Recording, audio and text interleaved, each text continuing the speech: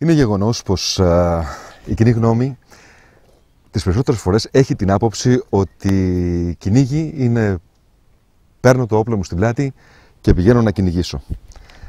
Και βέβαια τις μέρες μας που δεν περιμένει κανείς να φάει από το κυνήγι, αυτό δεν είναι και πολύ αποδεκτό. Όμως τα πράγματα δεν είναι έτσι.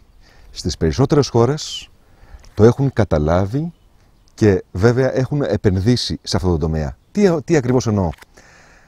Ο κυνηγητικός τουρισμός στην Ελλάδα ξεπερνάει σε τζίρο το 1 δισεκατομμύριο ευρώ. Αυτό που λέω τώρα προέρχεται μέσα από στοιχεία της Πανελλήνιας Ένωσης Βιοτεχνών Εμπόρων Ειδών Κυνηγίου, δηλαδή από έναν οικονομικό κλάδο. Πού πηγαίνουν αυτά τα χρήματα? Όχι στα αμιγώς κυνηγητικά είδη μόνο, αλλά στη διαμονή, στη διατροφή, στις μετακινήσεις και σε όλο αυτό το κεφάλαιο. Αυτό λοιπόν στις περισσότερες χώρες το έχουν αξιοποιήσει με τον καλύτερο δυνατό τρόπο. Στη χώρα μας τα τελευταία 10 χρόνια έχουν γίνει πολύ μεγάλα βήματα, ιδιαίτερα από τις κυνηγητικές οργανώσεις, οι οποίες έχουν επενδύσει σε χρόνο, σε χρήματα, πολλά χρήματα, σε αυτό που λέγεται περιβάλλον, θύραμα, φύλαξη θυράματος και όχι μόνο. Και να πούμε αναλυτικότερα, αυτά είναι η βελτίωση των βιοτόπων, ο εμπλουτισμός τους με θύραμα, η φύλαξη, και εδώ μιλάμε για ένα σώμα της Ομοσπονδιακής Θυροφυλακής και της Θυροφυλακής των στελεχών που απασχολούν οι κυνηγητικοί σύλλογοι, ένα σώμα το οποίο ξεπερνάει τα 500 άτομα στην Ελλάδα και βέβαια με ένα κόστος τεράστιο, ένα κόστος το οποίο ξεπερνάει τα 20-25 εκατομμύρια ευρώ. Αυτά όλα από τις, κυριολεκτικά έτσι, από τις τσέπες των κυνηγών.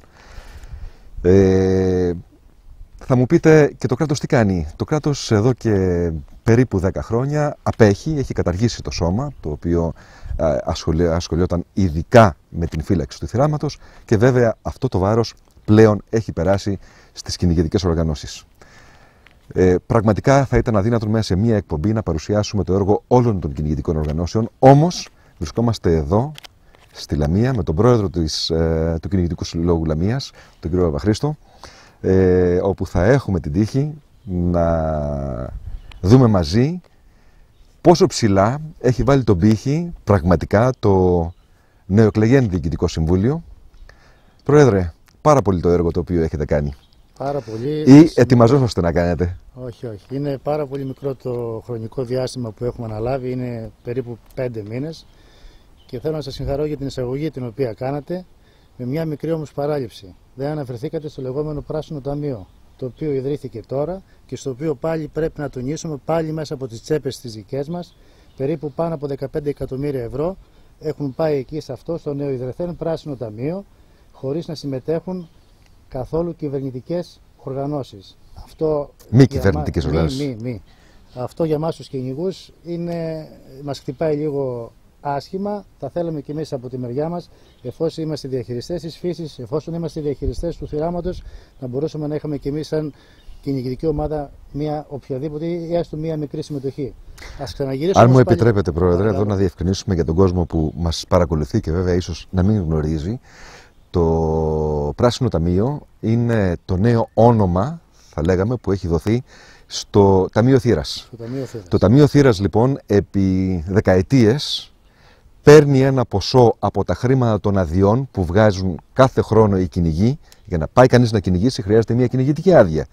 Για την κυνηγητική άδεια αυτή εξαρτάται για ποια έκταση της χώρας τη θέλει, πληρώνει και ένα ανάλογο τίμημα. Το τίμημα αυτό κυμαίνεται μεταξύ 120 και 150 ευρώ για τον κάθε κυνηγό.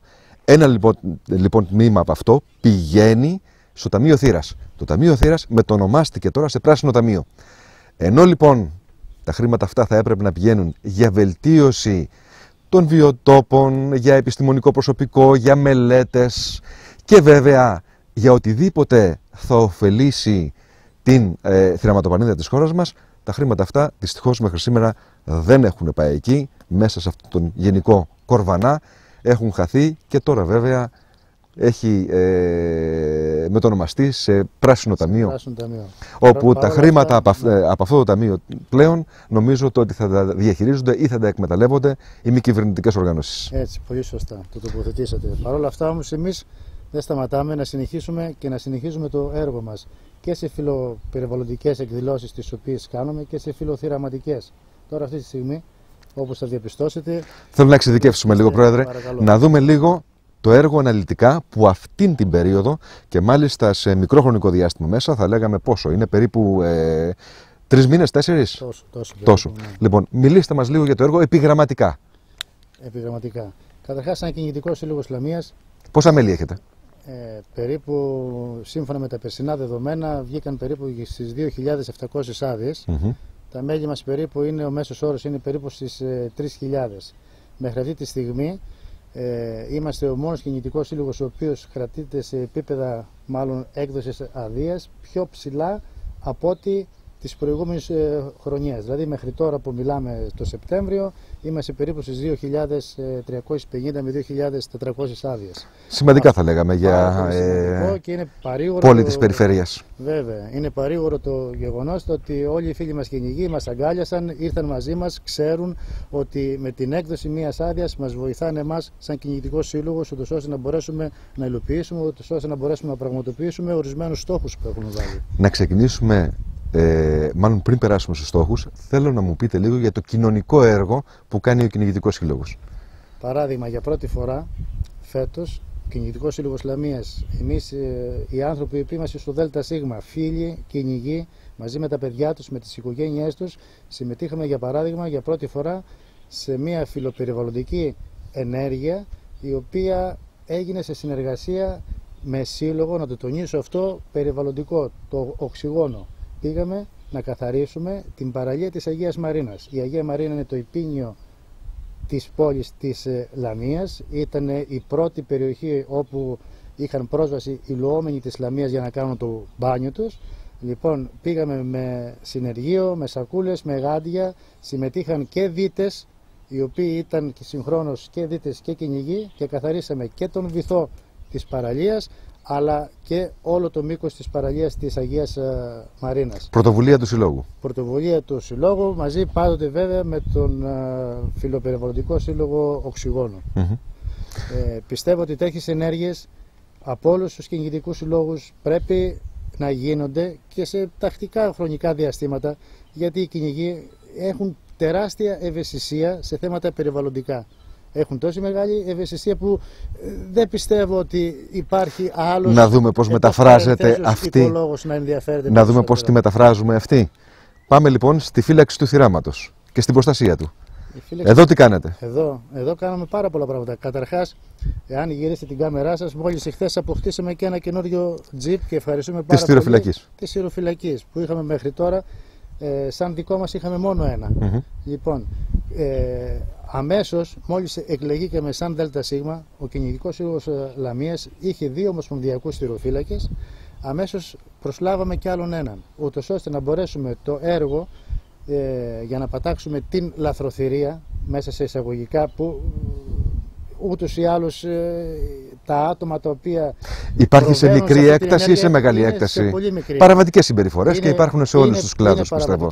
Υπάρχουν παντού, το συναντάμε παντού, είναι στιγματισμένοι, δηλαδή από το σύνολο των 3.000 κυνηγών που σας ανέφερα είναι 30-40 άτομα, τα οποία τα ξέρουμε ποια είναι και τα οποία με κατάλληλους τρόπους προσπαθούμε να τους δώσουμε τέτοια κυνηγητική παιδεία, ούτως ώστε και αυτοί να ξεφύγουν από αυτό το οποίο προσπαθούν να κάνουν και να έρθουν σύμφωνα.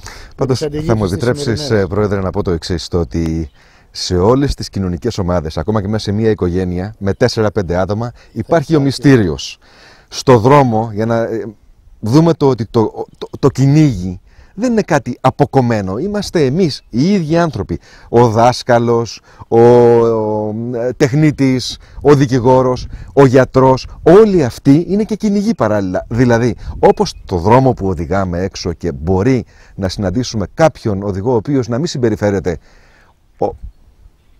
με όλο τον τύπο και όπως πρέπει με τον κώδικα οδικής κυκλοφορίας, έτσι και στον κόλπο των 250.000 κυνηγών υπάρχουν κάποιοι οι οποίοι έχουν παραβατική συμπεριφορά. Γι' αυτό το λόγο εδώ έρχεται λοιπόν η θυροφυλακή να κάνει τι? Πρώτα, να καταστήλει, να χτυπήσει το καμπανάκι, να επιβάλλει τον νόμο. Και μετά να επιβάλλει τον νόμο. Όλοι γνωρίζουν για το τι πρέπει να γίνεται και το τι πρέπει και το τι πρέπει να κάνουμε. Κάτω. Κλείστο. Λοιπόν, θα ήθελα να μιλήσουμε λίγο με στοιχεία. Ας πούμε, στο τελευταίο τρίμηνο, πόσους ελέγχους έχει κάνει η θυροφυλακή η οποία ελέγχεται από εσάς? Εάν δεν είμαι ακριβώς σίγουρος, αλλά περίπου με απόκληση συν πλην 10 πρέπει να γίναν περίπου γύρω στις 120 έλεγχοι, και από αυτούς τους 120 ελέγχους πρέπει να παραπέμφθηκαν γύρω στα 8 άτομα με παραβατική συμπεριφορά. Μάλιστα. Πιστεύω ότι είναι αρκετά μεγάλος ο αριθμός στον οποίο αναφέρομαι και γίνεται αρκετά μεγαλύτερος εάν αναφέρω και τις εξόδους που είχαν, διότι παράδειγμα οι δικοί μας θυροφύλακες είναι σε ημερήσια δράση και σε ημερήσια βάρδια όλο το 24ωρο έξω. Όλο το 24ωρο έξω. Λοιπόν, να περάσουμε σε 2-3 άλλα πράγματα, τα οποία σχετίζονται με το υπόλοιπο έργο το οποίο κάνετε. Έχουμε λοιπόν φύλαξη, η οποία είναι βασική για την ανάπτυξη του θυράματος. Πάμε να περάσουμε να μας εξηγήσετε και σε ποιους άλλους τομείς δραστηριοποιείστε. Στη βελτίωση των βιοτόπων και την ανάπτυξη του θυράματος. Τι άλλο κάνετε? Συγκεκριμένα εδώ τώρα βρισκόμαστε στον κλωβό εξοικείωσης και απελευθέρωσης πτερωτών θυραμάτων. Βρισκόμαστε σε μια έκταση το οποίο ανήκει στο Δημοτικό Διαμέρισμα της Ροδονιάς, το οποίο νιώθω την υποχρέωση για ακόμα μια φορά να ευχαριστήσω τους ανθρώπους οι οποίοι μας παραχώρησαν αυτή την τοπική κοινωνία, εννοείται, έτσι. Κοινωνία, γιατί και αυτοί συμβάλλουν με τις πράξεις τους, στέλνοντας νερό που δεν υπήρχε καθόλου. Έχουμε στήσει ολόκληρο δίκτυο για να μπορούν να υδροδοτούνται τα πουλιά τα οποία θα δείτε παρακάτω υπάρχουν μέσα. Μας έχουν παραχωρήσει άλλη μία έκταση ακριβώς δίπλα, γύρω στα 7,5 στρέμματα, για να φτιάξουμε ένα σύγχρονο λαγοτροφείο, στο οποίο θα έχουμε τη δυνατότητα σε πρώτη φάση να βάλουμε τουλάχιστον 20 με 25 λαγούς και να μπορούμε να τους απελευθερώσουμε.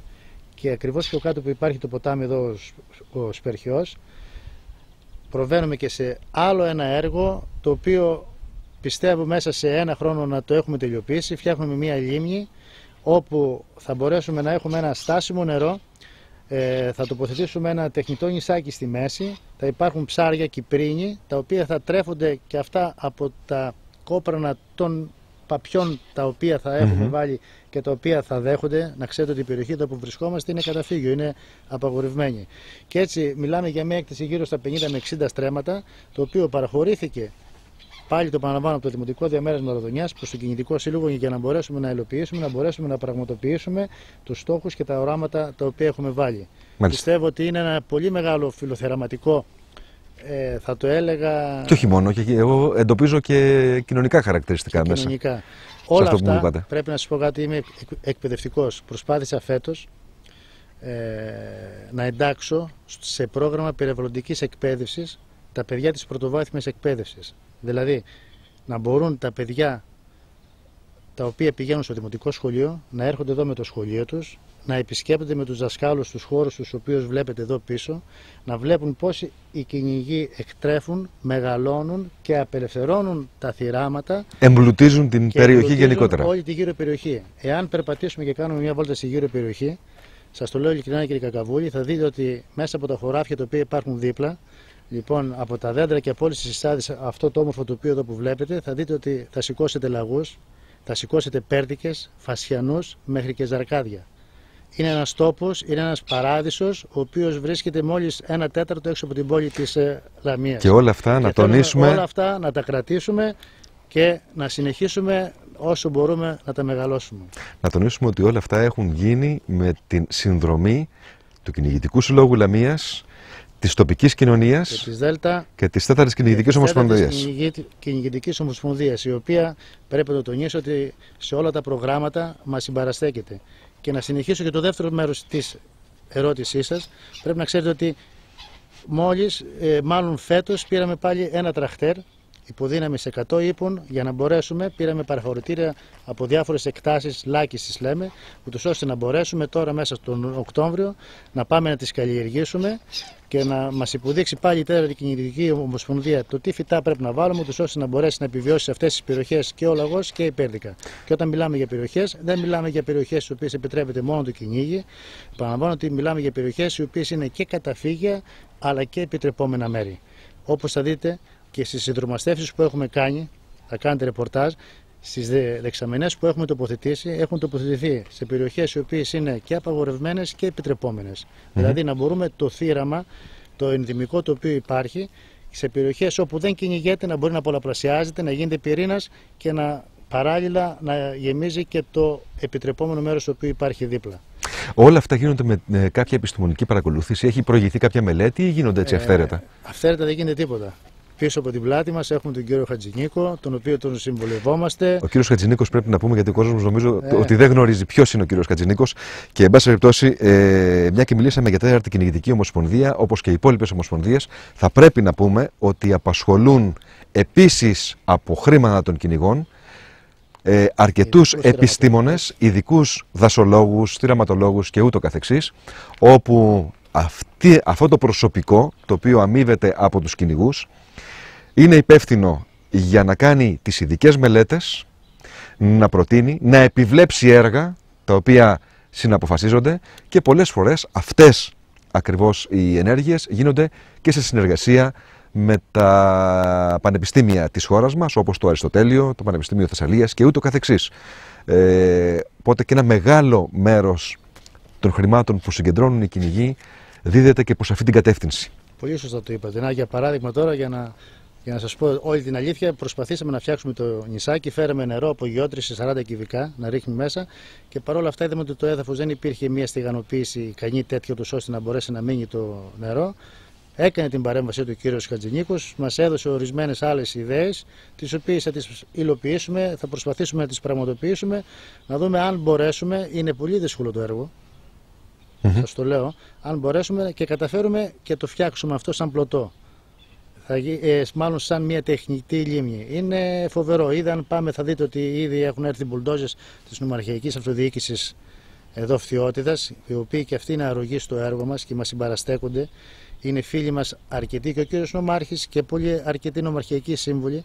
Λοιπόν, και όλοι, ο καθένας από το δικό του πόστο, προσπαθεί έτσι, δεν ξέρω για ποιον λόγο, επειδή ίσως προσπαθούν να μας βοηθήσουν και αυτοί στέλνουν τα μηχανήματά τους χωρίς να τους δώσουμε τίποτα, μόνο και μόνο για να φτιάξουμε οποιοδήποτε έργο. Αρμονική συνεργασία του Κυνηγητικού Συλλόγου με όλες τις αρχές και τους φορείς, εντοπίζω. Και με τις δημοτικές και με τις νομαρχιακές.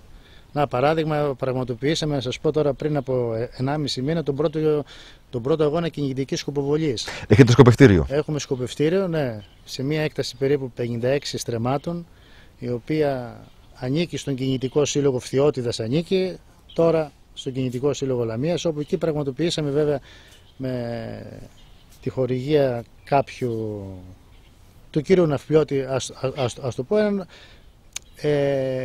κυνηγητικό καθαρά σκοπευτικό αγώνα. Δοθήκαν έπαθλα, ήρθαν πολλοί αρκετοί, συμμετείχαν, τους άρεσαν, πολλοί από αυτούς γράφτηκαν και ψυχαγωγία για τους κυνηγούς. Για τους κυνηγούς, βέβαια. Είναι μια καλή δραστηριότητα που πιστεύω τους μήνες στους οποίους δεν κυνηγάει ο κυνηγός μπορεί να δραστηριοποιείται και να περνάει την ώρα του ευχάριστα. Κύριε Πρόεδρε, ευχαριστούμε πάρα πολύ. Λοιπόν, όπως παρακολουθήσατε, φίλες και φίλοι, αυτό το οποίο καλείται σήμερα να κάνει ένας κυνηγητικός σύλλογος δεν είναι να εκδώσει μόνον τις άδειες, δηλαδή να μεσολαβήσει για την έκδοση των αδειών. Είναι πολύ μεγάλο και σημαντικό το έργο το οποίο τελείται από τους κυνηγητικούς συλλόγους. Γι' αυτό λοιπόν και τα συμβούλια των κυνηγητικών συλλόγων, όπως είδατε, έχουν πλαισιωθεί πλέον από νέους ανθρώπους, ανθρώπους με όραμα, με στόχους και ικανούς να το φέρουν εις πέρας.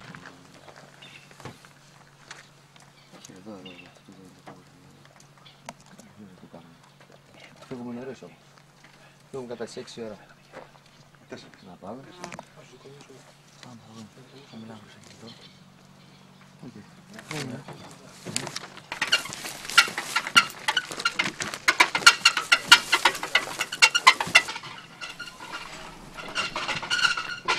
Να κάνεις zoom τα...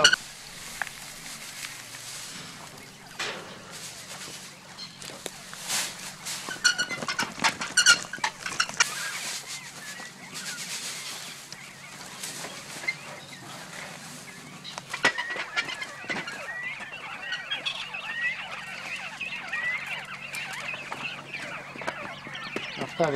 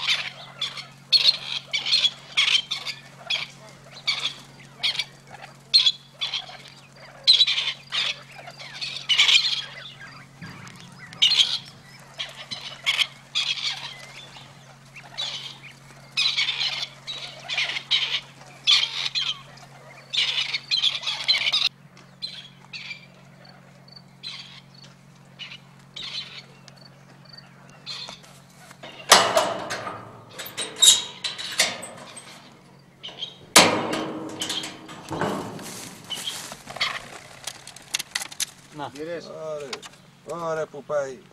Μας περίμενε. Δείξτε. Θα το περπατήσω τώρα.